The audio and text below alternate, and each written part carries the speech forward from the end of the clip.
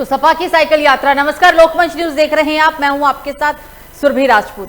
बेरोजगारी, किसान कानून और अन्य कई मुद्दों को लेकर उत्तर प्रदेश के पूर्व मुख्यमंत्री और समाजवादी पार्टी के मुखिया यानी कि अखिलेश यादव आज केंद्र और योगी आदित्यनाथ सरकार के खिलाफ साइकिल यात्रा निकाल रहे हैं। इस विरोध प्रदर्शन की कमान खुद अखिलेश यादव संभाल रहे हैं। वो लखनऊ में पार्टी हेडक्वार्टर से अपनी साइकिल पर निकलेंगे और जनेश्वर मिश्रा पार्क तक बढ़ेंगे। बेरोजगारी, तेल की बढ़ती कीमतों, किसान कानून और कई मुद्दों को लेकर मुख्यमंत्री के ऊपर लगातार अखिलेश यादव हमलावर हैं। हालांकि आज उनकी ये साइकिल यात्रा यूपी के अलग अलग जिलों में देखने को मिली। उत्तर प्रदेश के सभी जिलों के तहसील स्तर पर ये साइकिल यात्रा निकाली जाएगी और इसमें खास बात यह है कि लखनऊ में पार्टी हेडक्वार्टर से अपनी साइकिल यात्रा पर वो निकलेंगे, जनेश्वर मिश्रा पार्क तक पहुंचेंगे और उनकी पत्नी यानी कि डिंपल यादव साइकिल यात्रा को हरी झंडी भी दिखाने के लिए मौजूद दिखी।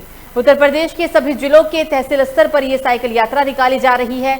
उत्तर प्रदेश में अखिलेश यादव ने साइकिल यात्रा से पहले प्रेस कॉन्फ्रेंस में कहा था कि हम यूपी को नई दिशा देना चाहते हैं और आज उन लोगों को भी याद करते हैं जो कोरोना की वजह से नहीं रहे। ये सरकार की विफलता थी, बड़ी संख्या में लोग मारे गए और ये सरकार हर चीज में नाकाम रही।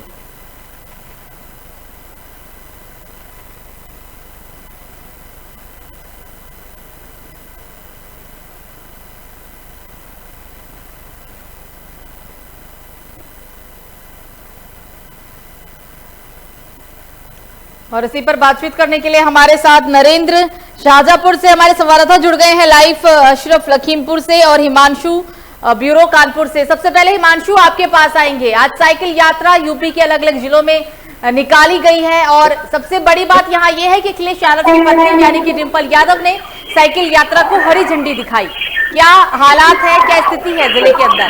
हिमांशु। सुरभि जी, मैं आपको बताना चाहूंगा, यहाँ पर देकर साइकिल यात्रा को रवाना किया था। ठीक उसी क्रम में आज कानपुर नगर में पूर्व एमएलसी जो थे लाल सिंह तोमर, उनके नेतृत्व में यहाँ भारी संख्या में साइकिल यात्रा जो है वो निकाली गई और उनका निकालने का उद्देश्य यही था साफ साफ कि जो उत्तर प्रदेश जो है लगातार बात हो रही थी कि हम उत्तम प्रदेश बनाएंगे, ऐसा कहीं लग नहीं रहा है। ये उनका आरोप था। लगातार सरकार भ्रष्टाचार कर रही है और लगातार गुंडाई कर रही है। जैसा कि अभी ब्लॉक प्रमुखी वाले चुनाव में देखा गया कि महिला की साड़ी खींचकर उसका वो किया गया, रोका गया, उसका नामांकन पर्चा नहीं दाखिल होने दिया जा रहा था। इस तरह के उन्होंने कई तरह के आरोप लगाए वर्तमान सरकार पे और उन्होंने कहा कि जो साइकिल यात्रा है हमारी, जो आगामी जो चुनाव आने वाले हैं उसको एक लेकर एक अच्छा परिणाम घोषित होगी और हम लोग इससे एक जन जन जुड़ाव करेंगे, जनता के बीच पहुंचेंगे और उनको अपनी जो सरकार है उसके बारे में बताएंगे तो कि किस तरह हमारी सरकार ने काम किया और जो वर्तमान सरकार है वो किस तरह काम कर रही है। हिमांशु, जिले स्तर पर साइकिल यात्रा निकाली गई है। सपाइयों का क्या कहना था, क्या मांगे थे सपाइयों के? मांगी यही थी मैडम कि जो लगातार जो मतलब भ्रष्टाचार हो रहे हैं और सरकार अपराधों पे रोकथाम लगाने में नाकाम दिख रही है, इसी तरीके के आरोप सपाइयों ने लगाए हैं और लगातार महंगाई को भी उन्होंने घेरा और पुलिस विभाग से भी उन्होंने कई प्रश्न खड़े किए और सबसे मेन मुद्दा जो था उनका महंगाई को लेकर था कि जनता त्रस्त है और महंगाई लगातार बढ़ती जा रही, पेट्रोल के दामों में लगातार इजाफा हुआ है और सरकार इस पर ध्यान नहीं दे रही है, जिससे कि आम जनता का जो जीवन है वो बेहाल होता जा रहा है। हिमांशु बने रहेगा। नरेंद्र के पास चलते हैं। नरेंद्र, बेरोजगारी, तेल की बढ़ती कीमतों, कानून के विरोध में आज कई ऐसे मुद्दे हैं जिसको लेकर आज साइकिल यात्रा निकाली गई है। शाहजहांपुर का भी क्या हाल है वो बताएं। शाहजहांपुर में आज 12 बजे का समय था। तनवीर खां और सुनील सिंह साजन के द्वारा हरी झंडी दिखाकर इसका आह्वान किया गया और उन्होंने जनता से अपील की थी ज्यादा से ज्यादा संख्या में जोड़ने के लिए। सफाइयों की क्या मांगे थी, क्या कहना था सफाइयों का? सफाइयों का ये कहना था कि उन्होंने ये कहा था छोटे छोटे दलों को इकट्ठा करने का एक नया जो दल छोटे छोटे दल इकट्ठा होकर समाजवादी पार्टी में तो मिल जाते अगर है तो आगे सरकार बनाने में हमारी भूमिका आगे रहेगी। नरेंद्र बनी रहेगा। हम सीधा चलते हैं अशरफ के पास। अशरफ, अखिलेश यादव काफी समय से ही लगातार केंद्र सरकार पर और योगी आदित्यनाथ पर हमलावर है। कई ऐसे मुद्दों को लेकर इससे पहले भी उत्तर प्रदेश के अलग अलग जिलों में प्रदर्शन किया जा चुका है। आज की साइकिल यात्रा सिर्फ एक जिले में ही नहीं बल्कि यूपी के तमाम जिलों के अंदर देखने को मिली और बड़ी बात इसमें यह रही है कि डिंपल यादव ने खुद हरी झंडी दिखाकर साइकिल यात्रा को रवाना किया। नेतृत्व खुद अखिलेश यादव करते हुए नजर आए हैं। क्या हाल था लखीमपुर का भी? जी लखीमपुर से बताना चाहूंगा सुरभि, लखीमपुर का ये हाल है कि यहाँ भी यहाँ पे 7 तहसील है, 7 तहसील पर स्तर पर अलग अलग जगहों पर साइकिल यात्रा निकाली गई। हालांकि अगर देखा जाए तो मेन मकसद जो सपा का समाजवादी पार्टी का जो है 2022 के चुनाव को लेकर है और उसकी तैयारियां जोर शोर से शुरू, सारी ताकत झोंकने में समाजवादी पार्टी लगी हुई है। वो विपक्ष के रूप में काफी हद तक पार होती दिखाई दे रही है। अगर बात करते हैं कानून व्यवस्था की, जो उनकी मांगे थी, कानून व्यवस्था, उनका कहना था कि कानून व्यवस्था जो भाजपा सरकार में बिल्कुल नाकारा साबित होती हुई नजर आ रही है। और अगर इससे पहले भी बात की जाए, जब मीडिया ने उनसे पूछा तो उन्होंने बताया कि अभी जो चीरहरण हुआ उसमें भी अभी तक कार्रवाई नहीं हो पाई। अगर देखा जाए तो ये सरकार नाकाम साबित होती हुई नजर आई। ये सपा समाजवादी पार्टी के लोगों का आरोप है इन पर। और अगर देखा जाए कि महंगाई के मामले में चाहे दैनिक उपयोग की चीजें हो तो भी, और चाहे पेट्रोल हो, चाहे इस तरीके से कोई भी चीजें हो, अगर किचन की बात करते हैं तो किचन में भी काफी बढ़ोतरी हुई है। इनके सरकार आने के बाद में जो दालें उस समय 70-72 रुपए हुआ करती थी वो 100 रुपए से ज्यादा हो गई हैं। इसलिए महंगाई सरकार में महंगाई अधिकतम सीमा के ऊपर निकल गई है। जो गरीब है या जो गरीबी रेखा से नीचे जीवन यापन करने वाले लोग हैं उनको काफी मशक्कत का सामना करना पड़ रहा है। तो ये बताना चाहूंगा, इसी को क्रम में लेते हुए अखिलेश यादव द्वारा आज इसका आह्वान किया गया था, रैली निकाली गई, निकाली गई। सुरभि, अशरफ, बेरोजगारी, महंगाई, वो सारे मुद्दे समझ आते हैं, लेकिन कानून व्यवस्था को लेकर जब सपाई या खुद अखिलेश यादव बात करते हैं तो शायद वो अपना कार्यकाल भूल जाते हैं, क्योंकि सपा के समय में भी कोई जो कानून व्यवस्था थी शायद इससे भी ज्यादा बदतर थी। हाँ, अगर बताना चाहूंगा कि सपा में भी इससे कानून ज्यादा बदतर थे, क्योंकि आपने देखा होगा कि एक सीओ को, इनकी सरकार में एक सीओ को वहां पर लखनऊ के अंदर एक भवन पर बैठा कर घुमाया जाता है इलेक्शन के दरमियान में। ये मामला भी प्रकरण में काफी दिन तक चला था और सपा काफी हावी थी उस समय कानून व्यवस्था को लेकर। सपा भी कोई अछूती नहीं है। बिल्कुल अशरफ बने रहेगा। हिमांशु के पास चलते हैं। हिमांशु, आज अलग अलग जिलों में साइकिल यात्रा निकाली गई है। इस वक्त हालांकि क्या हालात है वो बताएं, जो अभी इस समय की स्थिति है, हालात है जिले के अंदर की, वो बताएं आप। दुर्गे जी, मैं आपको बताना चाहूंगा, जो साइकिल यात्रा निकाली गई थी यहाँ से कल से ही जो प्रशासन था, प्रशासन ने जितने भी लोग यहाँ पर इस तरीके की रैलियां और ये निकालनी थी, साइकिल यात्रा निकालनी थी, तो उनको लेकर प्रशासन जो था वो पहले से अलर्ट हो गया था कि ताकि कोई किसी प्रकार की कोई अप्रिय घटना ना घटे, वाद विवाद ना हो और जो विपक्ष की पार्टी और जो पक्ष की पार्टी वर्तमान में है वो कहीं आमने सामने ना। इसको लेकर प्रशासन पूरी तरह से मुस्तैद था, जिससे कि सपा की साइकिल यात्रा पूरी तरह से सावधानी के साथ और सुरक्षा से यात्रा इनकी निकल सके, कोई बवाल हो, किसी प्रकार की कोई घटना ना घटे। हिमांशु, प्रशासन बिल्कुल दिखा, पुलिस की कई जिप्सियां भी दिखी थी, लखनऊ में ही हमने देखा था, लेकिन एक चीज और देखने को मिली थी, जो ज्यादातर वहां पर लोग थे जो प्रदर्शन कर रहे थे, साइकिल यात्रा में शामिल हुए थे, किसी के भी चेहरे पे मास्क नहीं था और प्रशासन काफी संख्या में था, पुलिस की कई सारी जिप्सियां थी। तो क्या प्रशासन कोरोना गाइडलाइन का पालन कराना भूल गया इस यात्रा के दौरान? जी सुरभि जी, ये एक बहुत बड़ा क्वेश्चन पूछा आपने, बढ़िया क्वेश्चन था, क्योंकि जब बात करें राजनीतिक पार्टियां की और रैलियां की तो अक्सर इस तरह की ये जो कोरोना की गाइडलाइन है इसकी कहीं ना कहीं पूरी तरह से धज्जियां उड़ा दी जाती हैं। मास्क कुछ लोग लगाते हैं पर मास्क दाढ़ी के नीचे लगाते हैं, मास्क मुंह पे नहीं होता है जो कि मुंह पे होना चाहिए, और जो डिस्टेंसिंग होती है, डिस्टेंसिंग का तो कहीं नाम ही नहीं होता है। दूर दूर तक डिस्टेंस, सोशल डिस्टेंसिंग की धज्जियां उड़ा दी जाती हैं और जो मास्क है, मास्क तो लगाया ही नहीं जाता है बिल्कुल पूरी तरह से, और किसी भी प्रकार की जो जितने भी कोरोना की गाइडलाइन है उसका पालन पूर्णतः नहीं किया जाता है। हिमांशु, हमने गणेश्वर पार्क के बाहर की तस्वीरें देखी थी, तकरीबन 12 साढ़े 12 बजे की ये तस्वीर थी कि वहां पर जो भी लोग मौजूद थे किसी के भी चेहरे पे मास्क नहीं लगा था। कानपुर के अंदर क्या हालात थे? कानपुर के हालात का बताएं। सुरभि जी, यहाँ पे जो देखने को नजारा मिला वो नजारा ये था कि जो कुछ लोग मास्क तो लगाए थे, पर मास्क जो था वो दाढ़ी के नीचे लगा हुआ था और मास्क जो था वो फेस पे नहीं लगा हुआ था। और जो कि कोरोना की गाइडलाइन का नियम है कि मास्क को बराबर मुंह पे लगाए रखना है। सोशल डिस्टेंसिंग के साथ जितनी भी रैलियां हैं, ये सारी रैलियां और यात्रा जितनी भी है आपको सोशल डिस्टेंसिंग के साथ करनी है और मुंह को ढककर और मुंह में मास्क लगाकर करनी है। यही एक पार्टी का जो नियम है, रूल है। ये नियम केवल पेपरों पे होते हैं और कागजों पे होते हैं, इसका धरातल पर कहीं भी असर देखने को नहीं मिलता है। हालांकि ये एक संकेत भी है किसी तरह का कि जो कोरोना जो बढ़ रहा है और आगे जो तीसरी लहर की जिसकी हम बात करते हैं, वो भी कहीं ना कहीं बढ़ने के आसार इससे नजर आते हैं। बिल्कुल हिमांशु बने रहेगा। नरेंद्र के पास चलते हैं। नरेंद्र, बसपा का प्रबुद्ध सम्मेलन और सपा की साइकिल यात्रा, यानी इतना तो तय है कि अभी सभी पार्टियां जो है उनका जो पूरा फोकस है वो 2022 में होने वाला विधानसभा चुनाव ही है। नरेंद्र, बता दें कि शाहजहांपुर की जो रैली का मकसद यही था कि रैली को मौके के लोगों को घर पर बढ़ाने के लिए आगे ज्यादा से ज्यादा इस रैली में शामिल किया जाए, और ऐसा हुआ क्योंकि सुबह से ही जो समाज पार्टी की रैली की शुरुआत हो चुकी थी, काफी लोग और के खिलाफ के द्वारा किया गया था और प्रशासन की थोड़ी सी इसमें अनदेखी देखी गई है प्रशासन का। नरेंद्र आपकी आवाज नहीं आ रही है।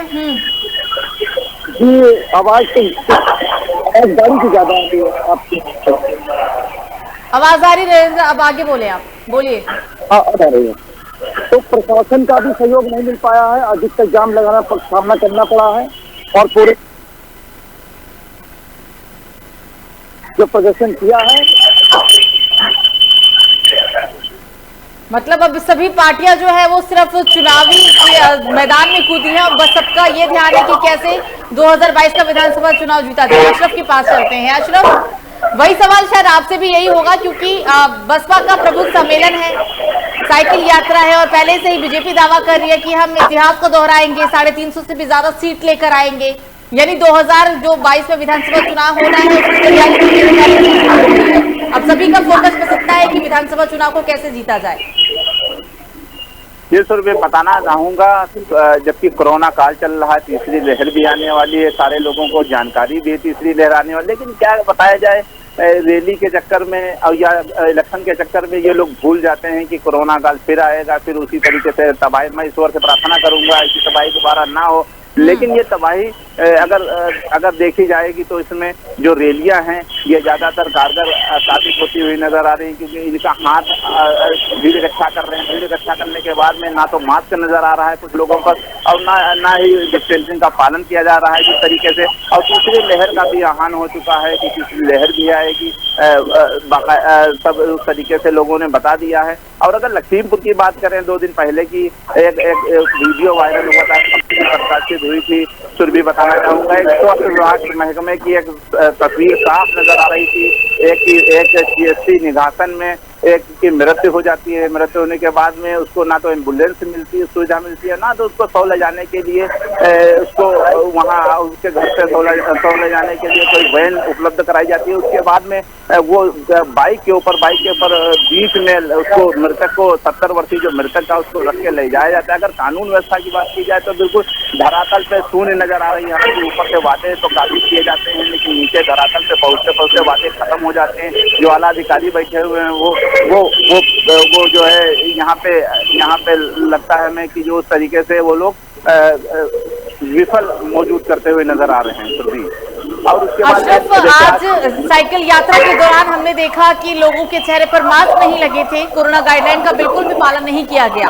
अखिलेश यादव लोगों के हित की बात करते हैं, जनता के हित की बात करते हैं, लेकिन जब कोरोना फैलेगा तो यही अखिलेश यादव ये होंगे बोलने वाले कि सरकार कोरोना पे लगाम नहीं लगा सकी, संसाधन उपलब्ध नहीं करा सकी, तमाम व्यवस्थाएं नहीं दे सकी। पहले चुनाव करना, चुनाव की रैली निकालना और फिर सरकार पर निशाना साधना, मतलब यही काम है शायद विपक्षी पार्टियों का।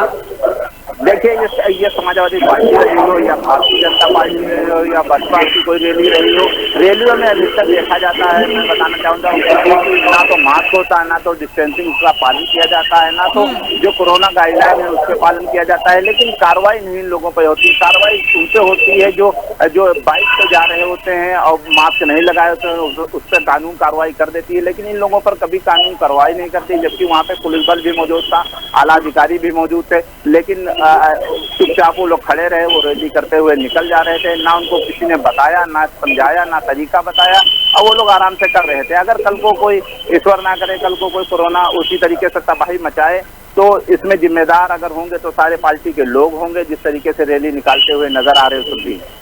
बिल्कुल अशरफ बनी रहेगा। नरेंद्र के पास चलते हैं। नरेंद्र, जनेश्वर जयंती के मौके पर जो आज ये साइकिल यात्रा निकाली गई है, इसका संदेश क्या है?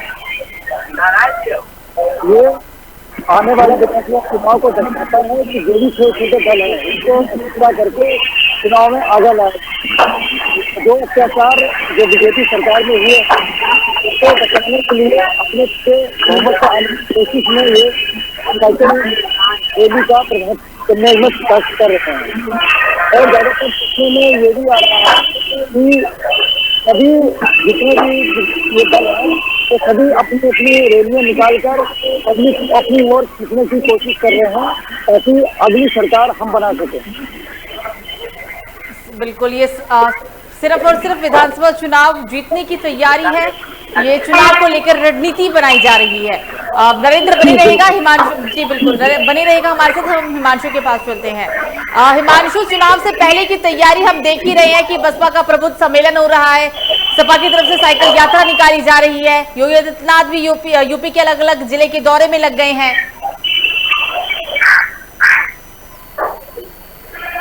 हिमांशु, आवाज आ रही है आपको मेरी? जी जी जी सर जी बताएं। जी मैं आपको बताना चाहूंगा, जो विपक्ष है वो भी अपनी तैयारियों में लग गया है पूरी तरह से। जो आने वाले जो चुनाव हैं और जो वर्तमान में जो उत्तर प्रदेश सरकार में जो भारतीय जनता पार्टी, वो भी अपनी कोई कमी नहीं छोड़ रही है कि वो ताकि विपक्ष को मौका मिल सके। यही कारण है कि लगातार जो योगी आदित्यनाथ हैं, उत्तर प्रदेश के मुख्यमंत्री हैं, वो लगातार हर जनपदों में अपना दौरा कर रहे हैं, वहां जाकर निरीक्षण कर रहे हैं, लोगों के बीच जनता को संबोधित कर रहे हैं। और जो आज जो साइकिल यात्रा निकाली गई, साइकिल यात्रा निकालने का जो अखिलेश यादव का उद्देश्य था, एक तो आज जयंती भी है, जनेश्वर मिश्र जयंती भी मनाई जा रही है, और एक ब्राह्मण भी थे वो, और उसका ब्राह्मण को तो लुभावने का तो है ही है मौका। साथ में जो साइकिल यात्रा निकाली जा रही है तो उसका उद्देश्य ये था कि जन जन तक पहुंच के जो सपा के सरकार में जो कार्य किए गए थे, विकास के कार्य किए गए थे, और जो भी कार्य किए गए उनको जनता के बीच में पहुंचाना, उनको बताना, और जनता को किस तरह अपने पक्ष में लाना है, और कैसे जनता से हम जनता के बीच में पहुंच के अपनी सरकार को दोबारा बना सके, वापस बना सके। ये एक बहुत बड़ा वो था, इनका उद्देश्य था साइकिल यात्रा। बिल्कुल हिमांशु, आप तीनों ही हमारे साथ जुड़े, चर्चा में शामिल होने के लिए आप तीनों का बहुत बहुत शुक्रिया। हमारे साथ हिमांशु थे ब्यूरो कानपुर से, नरेंद्र थे शाहजहांपुर से, और अशरफ लखीमपुर खीरी से। तो साइकिल यात्रा को लेकर ये पूरी बातचीत थी। आज यूपी के अलग अलग जिलों में साइकिल यात्रा निकाली गई। हालांकि इस साइकिल यात्रा में कोरोना गाइडलाइन की जमकर धज्जियां उड़ाई गई, क्योंकि जो हमने तस्वीरें आपको दोपहर में तकरीबन 12:15 बजे दिखाई थी जनेश्वर पार्क के बाहर की, जो भी सफाई वहां पे मौजूद थे, जो भी वरिष्ठ नेता थे, बड़े नेता थे, किसी ने भी अपने चेहरे को पे मास्क नहीं लगाया हुआ था। सोशल डिस्टेंसिंग की जमकर धज्जियां उड़ाई गई थी। एक तरफ सपा मुखिया अखिलेश यादव जनता के हित की बात करते हैं, लेकिन जब इस तरीके का आयोजन किया जाता है उसमें कोरोना गाइडलाइन का पालन नहीं करना, वो कहीं ना कहीं विपक्षी के भी जो चीजें उन पर सवाल खड़ा होता है। फिलहाल अभी के लिए मुझे दीजिए इजाजत। लोकमंच न्यूज पर खबरों का सिलसिला जारी रहेगा। नमस्कार।